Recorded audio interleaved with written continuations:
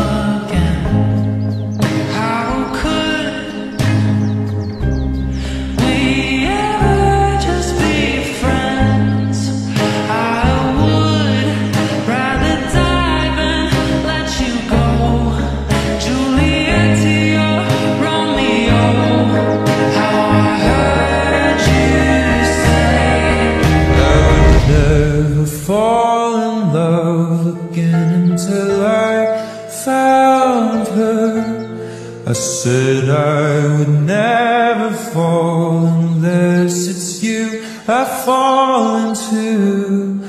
I was lost within the darkness, but then I found her, I found you.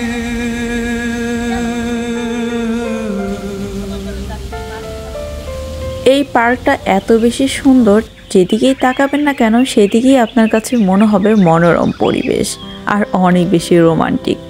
আমরা যখন এই ছোট্ট চিলেকোঠাটার ভিতরে বসলাম, তার উপরের দিকে তাকিয়ে দেখলাম আমরা যেমন বাংলাদেশে কেউ কাউকে ভালোবাসলে তাদের কাপড়ের ফার্স্টের অক্ষরগুলো লিখি, যেমন আমারটা হচ্ছে এম এ মেঘলা আর আপনাদের ভাইয়া হচ্ছে তিতাস, তো M+T ঠিক ওই রকম লিখে এখানেও লাভ লাভ দেওয়া।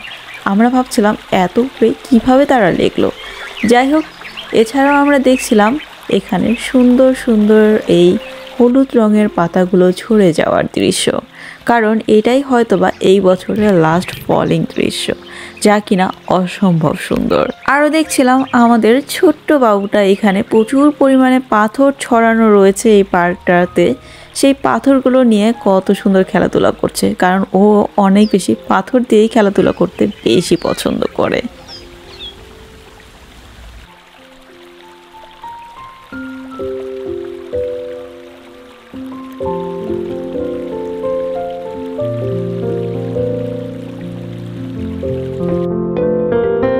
যত দূর যায় চোখ, পাশে আছি আমি তোমার। আজ নয় কাল হোক, কেটে যাবে এ অন্ধকার। তুমি অভিমানী, হেঁটে যাবে জানি স্বপ্নের সেই মিছিলে থেকে যাব তোমায় আমায় মিলে। কুয়া, হ্যাঁ হাত দাও।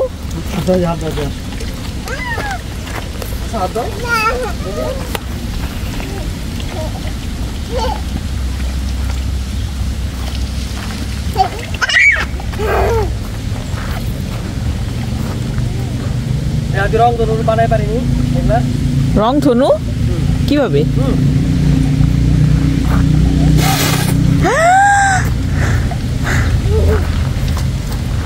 আসছে কালারিং আইছে না আরেকবার দাও তো দেখি সূর্যের সাথে ম্যাচিং করে দেখো দেখো ওই যে দেখো দেখো দেখো দেখো দূরে যাও মানে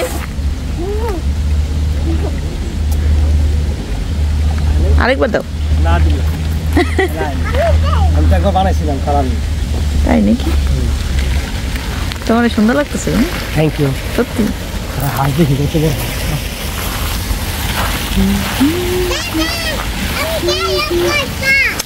Mariam loca. Vem, pô. Vem. Vem, pô.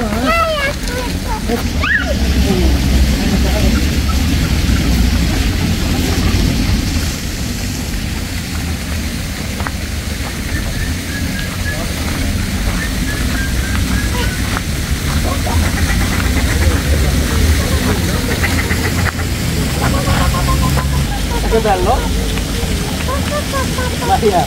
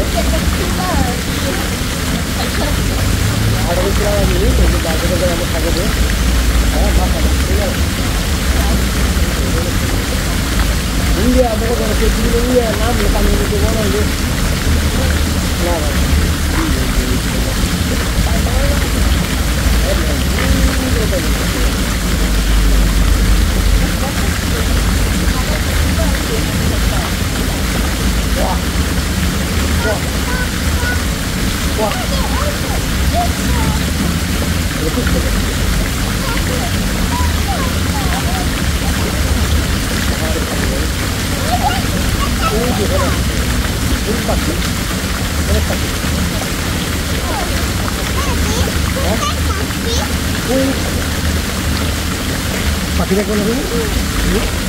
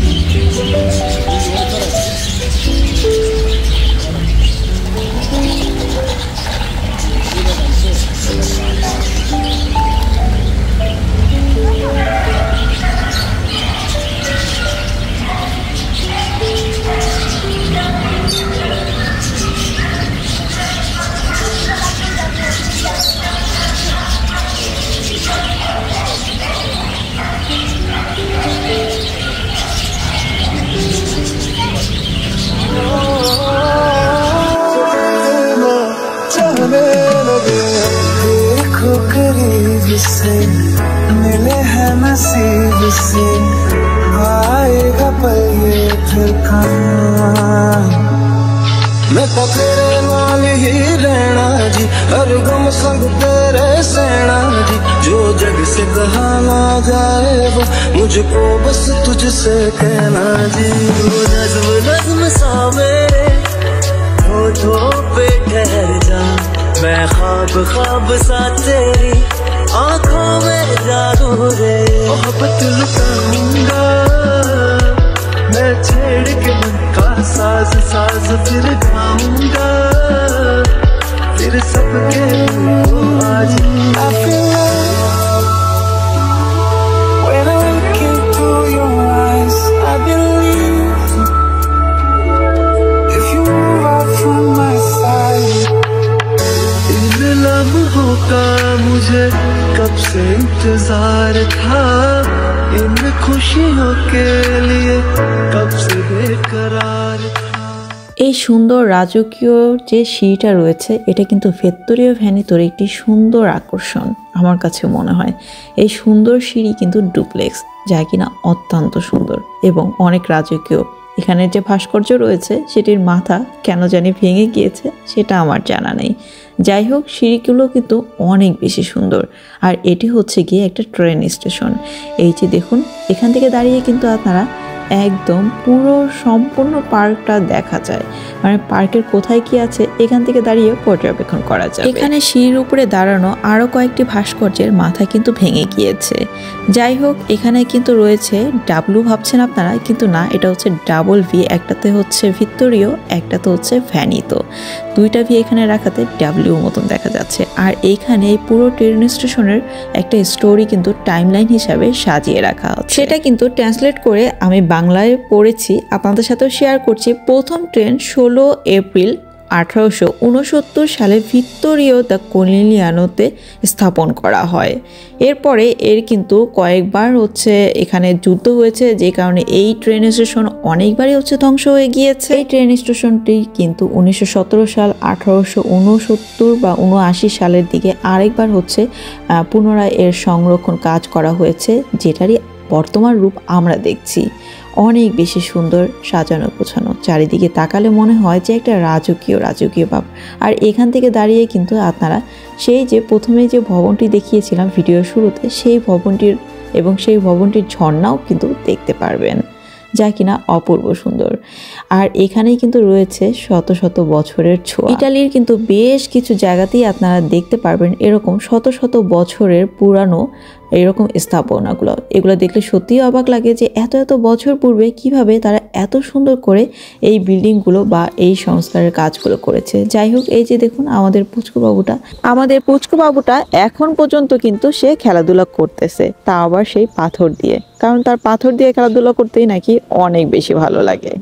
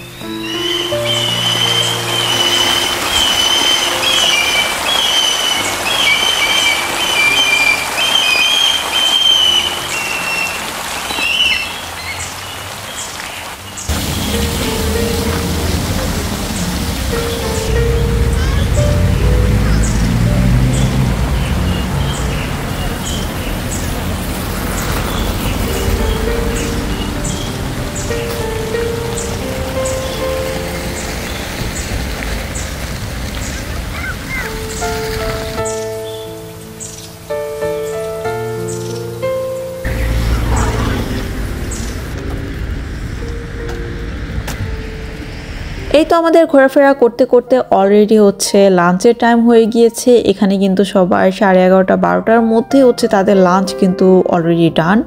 তো যাই হোক, আমরা এই যে সামনেই হচ্ছে এখানে একটা রেস্টুরেন্টের মতন ছিল, তো এখানে চলে এসেছি। এখানে হচ্ছে চিকেন, তারপর ভেজিটেবলের বার্গার ছিল, স্যান্ডউইচ ছিল। তো যাই হোক, আমরা হচ্ছে এখান থেকে হালকা কিছু খেয়ে নিয়েছিলাম। আর এখানে অনেক কিউট কেক ছিল। আর ওই দিকে একজন ভদ্রলোক খাওয়া দাওয়া করছে।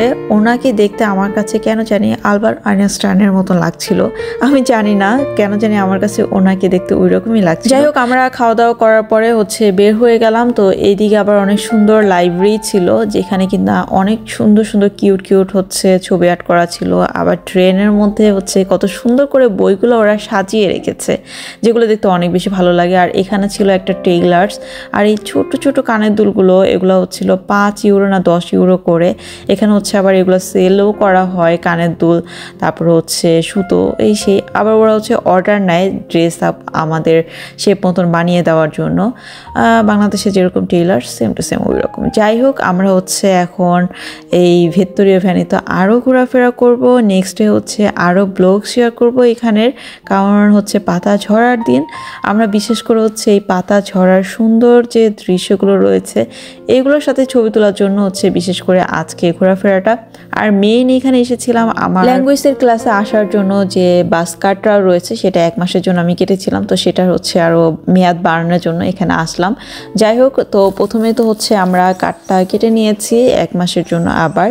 তো এরপরে হচ্ছে ঘোরাফেরা, আর মেইন ঘোরাফেরার কারণটা হচ্ছে আমরা পাতা ঝরার যে সুন্দর দৃশ্যগুলো রয়েছে সেগুলোর সাথে ছবি তুলতে এসেছিলাম। তবে এখানে এসে যেটা দেখলাম যে ম্যাক্সিমাম গাছের পাতাই কিন্তু অলরেডি ঝরে পড়ে গিয়েছে।